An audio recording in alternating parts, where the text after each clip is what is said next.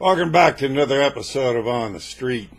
Been a wild weekend. So the first one out, we're going to start out with a wild one. This is a local guy. He comes by my booth for the past year and a half. And every time he walks by, he shoots the bird. So this time he shot me the bird, and I jumped on his case. I said, "Why don't you get back here and talk to me like a man? Instead of acting like some 12-year-old with your vulgarity." So he came back, and then this conversation ensued, and he tried to immediately start pushing off how Trump is making us divided. He's divisive. And of course, I immediately got in his face with, he wasn't the one that shot the fucking bird. Trump didn't make you, you moron. Shoot me the bird. So I got in his face, and he stuck around for more abuse, which I was more than happy to go ahead and keep on laying into him. It was a good weekend for kicking liberal ass.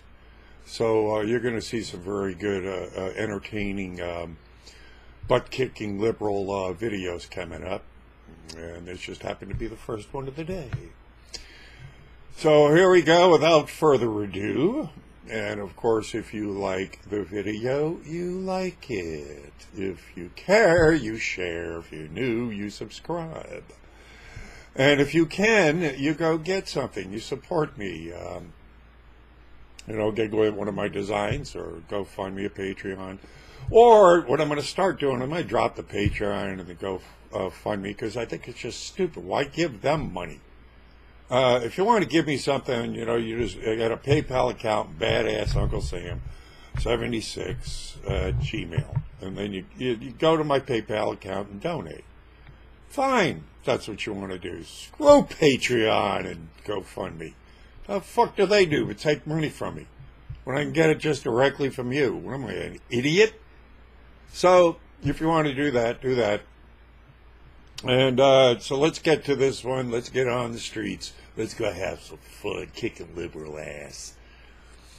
Oh, come on, let's go. You're the one putting this out here. Wait, come on, let's talk about it. Let me get the camera on. Wait. When was the last time you saw? Let me get the camera on. Let me get the camera on, okay? Let me get the camera. The camera doesn't have to be on for me to ask you a question. When was the last time you saw a president behave this way? What does his style have to do with it? Answer the question. I'm asking you, what does his style have to do with it? It has everything with being divisive and tearing people apart. Who's he tearing apart? You against me, for one. And how's that? If you don't like that analogy, how about the fact that he... How's that? You're the one that came up and shot the bird, asshole. You didn't come and talk to me. You shot a fucking bird. You're the one that's being divisive, so don't give me the shit. I'm sitting here willing to talk. You come up with your fucking vulgarity. So fuck you about being divisive. Don't give me that shit. I'm willing here to talk, and you come up and fuck you. Fuck you, buddy. You're the divisive one. I'm standing there talking. Now, you want to talk? Yelling. Yeah, I am straight up yelling because I'm fucking getting in your fucking face because you're a fucking fascist. You can't explain how come the left. Explain to me how come the left. You're calling me a fascist. You don't know anything about me. Then explain to me why the left is now trying to have a war in the First Amendment. Our country has not been at odds like this. Odds with who? In my lifetime. Odds with who? We're getting along right now. We got. If we can talk. In policy, sure. If we can talk, I'd be happy to talk. Go ahead. I'm not going to raise my voice to you, and I'm not going to get angry. Talk. Because you're not the problem, and neither am I. The problem exists in Washington. The problem exists with someone who said they're going to drain the swamp, and yet he calls every person who stands in opposition to him, he calls names. Yeah. As if we don't have a right to criticize. Some of the policies... He can call names. He has the right. You have the right to call. You've been calling him names. So what, he can't call names back? I don't call him a name. I don't acknowledge... You just shot him a bird. How about fuck you? Isn't that calling him a name? Because he's bad for the country. How's he bad for the company? We got the lowest unemployment ever. Blacks are working 300% increase in black businesses since he got in. We got North Korea saying we're denuklearizing radicalizing. We're getting along with them. We got Russia boxed up. We've almost eliminated ISIS totally. I'm talking to businessmen here on a daily basis who tell me business is booming. They got orders coming in for the next year. They're going to have a hard time keeping up with, and they can't find enough people to work. So you tell me where things are wrong. The tariffs that he has imposed on China, which for the most part I agree with. I really do. In substance, I think the tariffs on China are fair and they're justified. I think he's going too far in the wrong direction with that. It's starting to hurt our farmers. It's starting to hit middle-income people in terms of, yes, there's jobs being created, and yes, people are working, but it's also costing more to ship things out because these tariffs are in place. He's minimalized our market internationally. Then why is the stock market booming? Why are people making money? Why are 401ks going through the? Why are salaries being raised? Why is because he's put us back to life. We've been getting screwed by other countries for a long time. It's about time we have a level playing field. We need fair trade, not free trade. I get it. I understand your point. So explain to me why the tax cuts that he has enacted, why is it that they favor the wealthy and not the middle class? Gee, so the people I speak to out here, the teachers I spoke to get extra money. Well, isn't it comforting to know this furry freak brother reject is a fucking teacher? Oh, whippy. That's so comforting. Wonderful.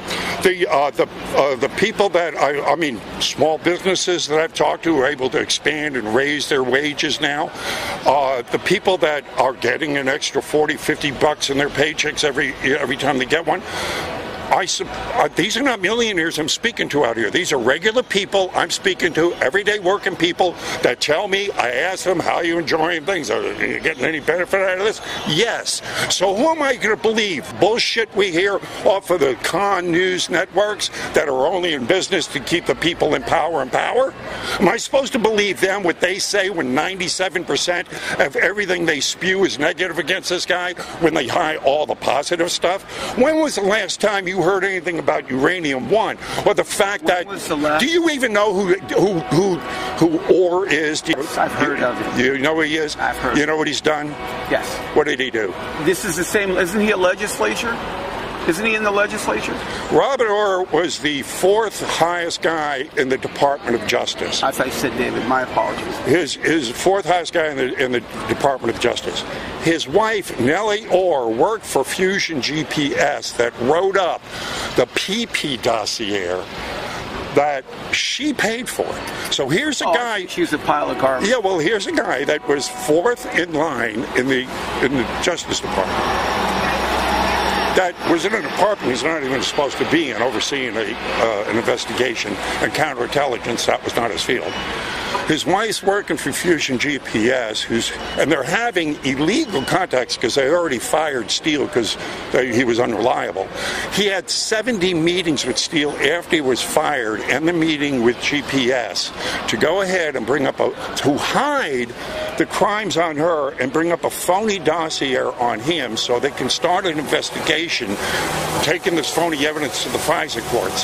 So for the past 2 years, Mueller's been hounding everybody and holding us back. And even with the media against him, even with Hollywood against him, even with Silicon Valley against him, even with the Pope against him, even with his own party against him, the deep state against him, this man has managed to drive us up to a sustained over 4-point GDP and has against all odds put us in a good spot. And you come along and shoot him a bird. I don't discredit that. Here's the problem I have with it. When was the last time you saw an American president have someone within his own administration write an op-ed, a stinging damnation? I'm so happy you brought that up. When was the last time? I'm so happy you brought that up. Let me say something. I've heard you talk. When was the last time you saw that? When was the last time you saw an American president vilify the press? As they should be. So it's a First Amendment right. Wait a second. If the press lies, don't you have the right to call them out? Absolutely. Then what's wrong with that? Was Bob Woodward lying? Yes. No, he wasn't lying. Well, that book's all about style. And you brought up this phony, this op-ed. Oh, please. I'm loving the left on this one. Let me explain this. Let me explain it. Let me explain. Well, either way, Trump wins. Because here's the deal, okay? For all the while, people, oh, there's no deep state. Oh, there's nobody against it. Oh, he's just a crybaby. Now, the left is praising, and this is amazing to me, this hypocrisy. This is amazing. The left is actually praising an unknown cabal, right?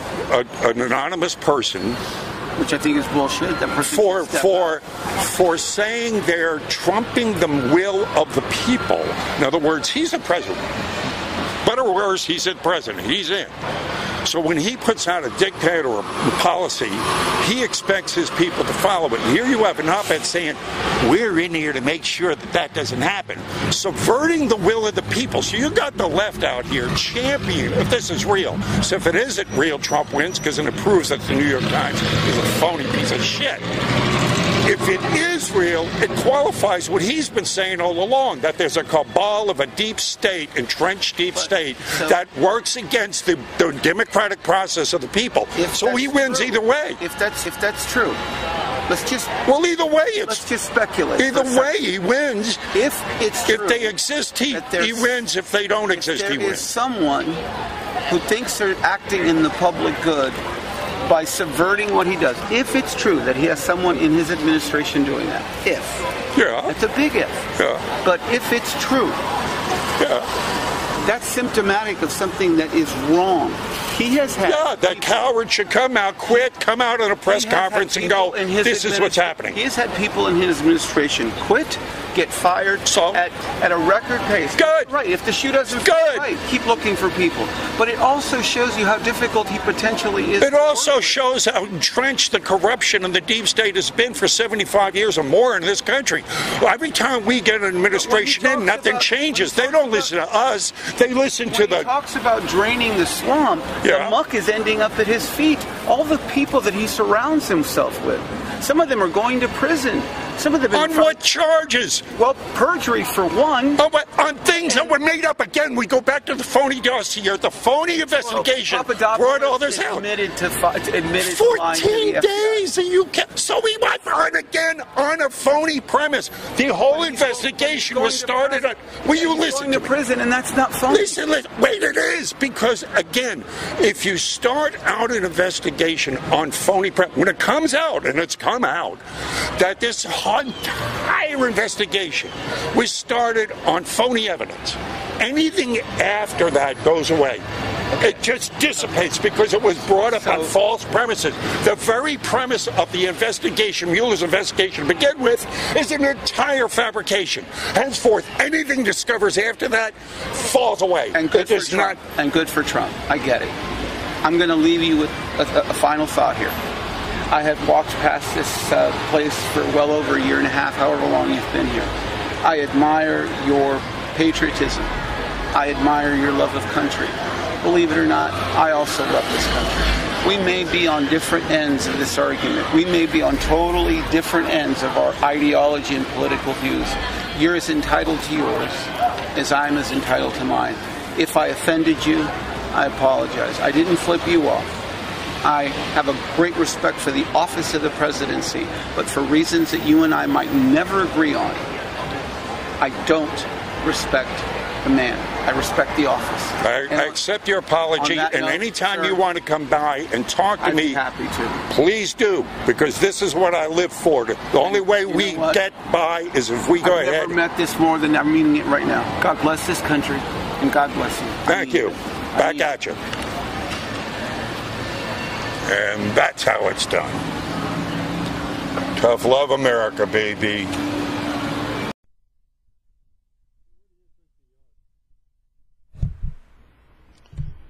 So what do you think the odds are that this guy will ever come back and talk to me? 1 in 10? 1 in 100? Million? Yeah. Unless he's a masochist, of course. Then and a lot of liberals are. I really, truly believe that. think you'd have to be a masochist to be a liberal these days. Sincerely. So, again, if you like it, you like it. If you care, you go ahead and share. If you're a piece of crap liberal, you go ahead and turn me into YouTube so they can go ahead and ban me. Other than that, contribute, go buy something, and, be coming back at you with some more videos on the streets.